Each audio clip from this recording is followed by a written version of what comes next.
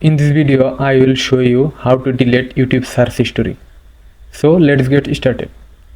First of all, bottom right corner, your profile icon. Then click on top right corner, setting icon. Then you will see your data in YouTube. Click on that. Scroll down a little bit.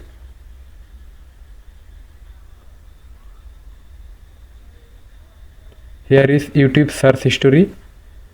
Then click manage your YouTube search history.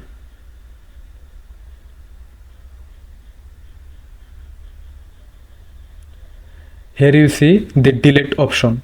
Click on that. Then click delete all time and click on delete button. Then got it. Click on got it. Successfully all search history deleted.